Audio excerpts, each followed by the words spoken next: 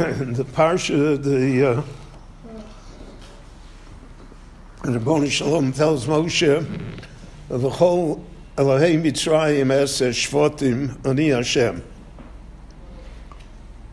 So the simple explanation is that the Avodah Zarah of Mitzrayim will somehow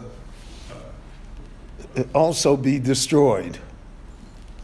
And not only the people, and not only Paro, but somehow the Elohei Mitzrayim will also be upended. So we see that in the Makos. In fact, many of the Meforshim say that that's the reason there's so many Makos. And why did the Makos have to? Why did they have to begin with Dam and end with Makas Bechoros? You could add Makas Bechoros right away and end it. Why is there, so to speak, this progression of punishments of Makos? So the Meforshim point out, and that's historically certainly accurate, that all of these Makos affected gods that were held to be deities in Egypt. In the ancient world, like in our world as well, the world is mysterious. The world is frightening. So how do we deal with it? So in the ancient world, they took each danger or each fright as emanating from a different god. So there's a god of the sea, and the god of the sea, the Greeks and the Romans had him as Neptune. So the god of the sea causes tsunamis. He causes shipwrecks. He brings hurricanes. So we have to take care of that god if we don't want these things to happen. But, for instance, earthquakes, that's a separate god. And therefore, we have to take care of that god as well. So, for instance, in the Greek pantheon of gods, and the Greeks were far more advanced than even the Egyptians, there are about 130, 140 different gods. I mean, you would have a Kiddush every Shabbos, right? If there are so many gods, and you got to take care of all of them, so that created an entire culture of priests, people who took care of this god, and people who took care of that god, and it became an industry. Because religion oftentimes is an industry. It's jobs, it's money, it's power. And therefore, those were the Khartoumim in Paro. Each of the Khartoumim represented different gods. And you needed them because of the fact that they were supposed to provide stability in the country and to control that natural disasters should not occur. So, for instance, the first Makadam, so that's the Nile River. So in ancient Egypt, the Nile River was a god. It was a god of the Nile River. And since the Nile was the source of all life in Egypt, Egypt is a desert country even today. So there's a strip of land. Today it's been expanded greatly because of the Aswan Dam. But in the time of Egypt, there was a strip of land in the time of the Tanakh, a strip of land 15, 20 miles on either side of the Nile that was cultivated. That was the breadbasket of Egypt. If you went farther than that, then there was no water. So then there was only desert and there was nothing to eat. So the whole population was concentrated along the Nile River. and the whole population was dependent on the Nile River. Rashi expresses that in the idea that in the years of drought, the 2 years of famine by Yosef, the Nile went dry. It didn't have enough water. And therefore there could be no cultivation of the crops, and that's why there was a famine.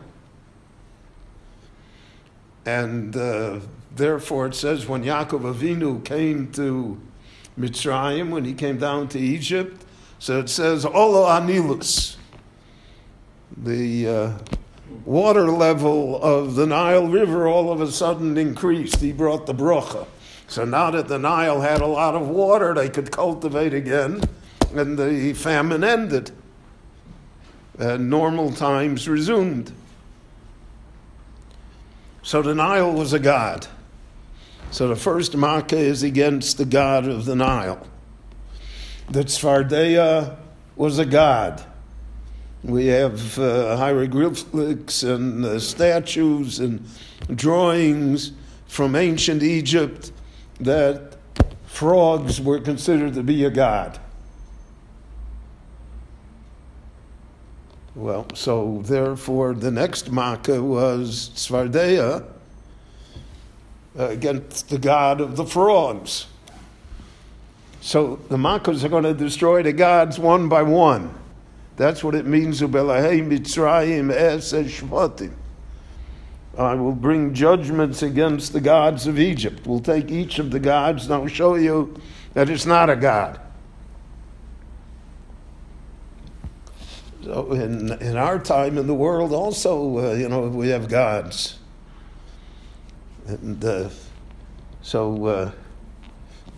in Christianity they had all of the ideas of saints. And this was this day, that day, this saint could help you. In my youth, when you bought an automobile in the United States, and the automobile dealer was a Roman Catholic, so he put a statue on the dashboard when you bought the car. That was the god of the automobile. So that's only a primitive belief.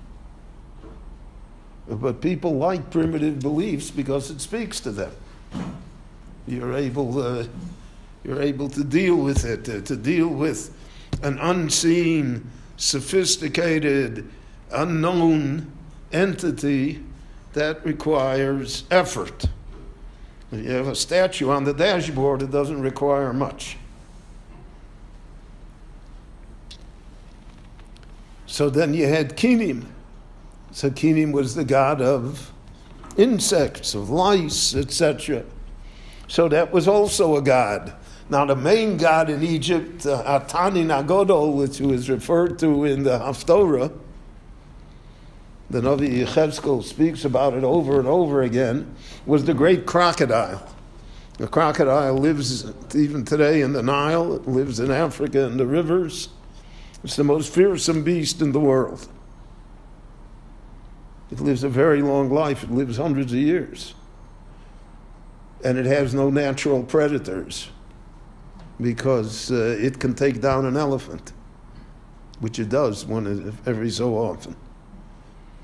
And it is a tremendously powerful creature. So the symbol of Egypt, we see it also in the tombs in Egypt. The symbol of the Pharaoh, the symbol of Egypt was the crocodile, Tanin Agodol. So that had to be destroyed too. That was the idea of, many Meforshim say that when Moshe threw down the stick, it didn't become a snake, it became a crocodile. And that's why he jumped from it. And the Rabbanu Shalom wanted to show him that the crocodile is not, it's also only a creature of God, it doesn't have it's not an independent deity, so to speak. So that was the siman that they showed to Pharaoh. The staff of Aaron swallowed up all of the crocodiles. Again, it was to show him that the crocodile was no god. So if we go through all the makkos, you'll see that.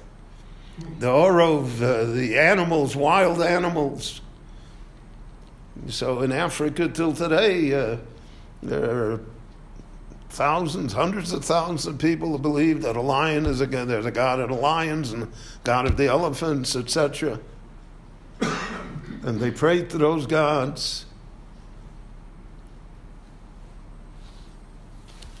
So these ideas, dever. So Rashi tells us that one of the gods of the Egyptians was a sheep. And that's why by the Korban Pesach, it said, Kulachem seh, take the sheep and shecht it in front of their eyes. Show them that it's not a god. And that's what the Jewish people said. We're going to shecht the sheep in front of them, they'll kill us. And Moshe said, do it and you'll see they won't kill you.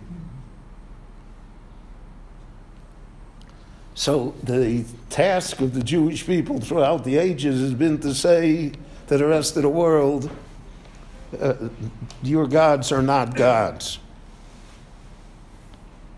That's part of the opposition to Christianity, for instance, within the Jews, is that we always said, it's nonsense.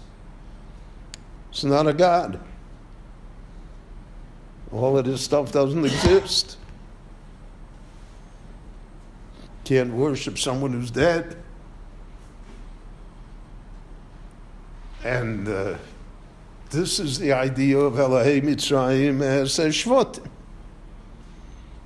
So there was a god of darkness, and how do you deal with? So in our time we deal with darkness with artificial light. But if God forbid the electricity goes out and there's no light, so then darkness is a fearsome thing. And sometimes it's so dark that you feel it. Yom Eish Choshech. So that was a makkah to show. And Makkos Bechoros was the ultimate makkah because the Egyptians believed that the firstborn were in their own right deities. They were gods. That's why they were entitled to advantages. That's why the dynasty went through them, etc., etc., because the firstborn was, so to speak, a god. And the Makkos Bechoros was to show that they're not gods. So all of the Makkos fit a pattern. And the pattern is to negate the worship, the idea, the feelings that somehow all of these things are gods, that they control what happens, that we have to somehow appease them, cater to them.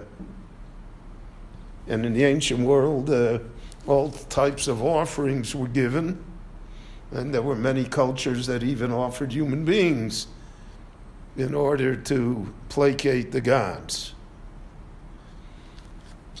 And to a great extent, humanity has still not outgrown these ideas. There's a lot of paganism in the world. And a lot of forces that we believe that somehow have powers. And that's part of the idea that the Navi says, Vayomahu yi Hashem echad, u'shmo echad. What does it mean, Hashem echad? That they'll realize that there's only Hashem, the only one. U'shmo echad, and you won't call him by different names. You don't say a God of this, a God of that, a God that does this, a God that does that. But that you realize that we're talking about the unity, the uniqueness of Hashem Kaviochel himself. So that's part of the education, part of the lesson here that the Makkos teach us. Rabbi Chananya ben Akash, Omer HaKadosh Baruch Hu L'Zakas Yisrael.